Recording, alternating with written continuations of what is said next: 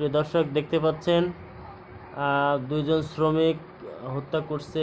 আমরা অনেকেই জানি যে কয়েকদিন আগে মন্দিরকে কেন্দ্র করে সন্দেহজনক দুইজন মুসলিম যুবককে হত্যা করা হয়েছে। হিন্দুরা তাকে অন্যায়ভাবে হত্যা করেছে। তো এই প্রতিবাদেই অথচ তাদের মন্দিরে তারাই হিন্দু যুবকেরাই অঘটন ঘটিয়ে মুসলমানদের দোষ দিয়ে তাদেরকে মেরে ফেলেছে। সেই প্রতিবাদেই চরমোনাই পীর শায়েকে চরমোনাই সহ ইসলামী আন্দোলন বাংলাদেশের কেন্দ্রীয় নেতৃবৃন্দ সহ সারা বাংলাদেশ থেকে আওয়াজ তুলেছে তাদের বিরুদ্ধে। তাদের সুষ্ঠু বিচার দাবিতে আজকে মানববন্ধন বিক্ষোভ মিছিলের আয়োজন করেছে চরমোনাই পীর শাহ হুজুর।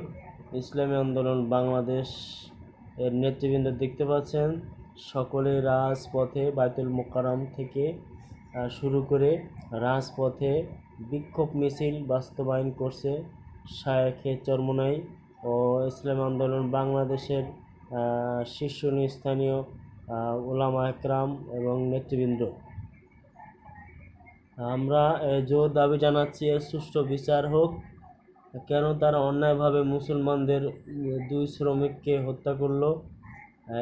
তারাই অন্যায় করে আবার মুসলমানদের উপর দোষ চাপিয়ে দাঙ্গা লাগানোর প্রয়াস চালাচ্ছে। কাজেই তাদের সুষ্ঠু বিচার হোক, তদন্ত করা হোক, এটাই আমাদের প্রাণের দাবি। যারা দেখছেন ভিডিওটা শেয়ার করে দিবেন, বেশি বেশি শেয়ার করবেন। কেন মুসলমানদের পরে অন্যায়ভাবে এই অত্যাচারগুলো করা হয়েছে। সকলকে সাথে থাকার জন্য অসংখ্য ধন্যবাদ।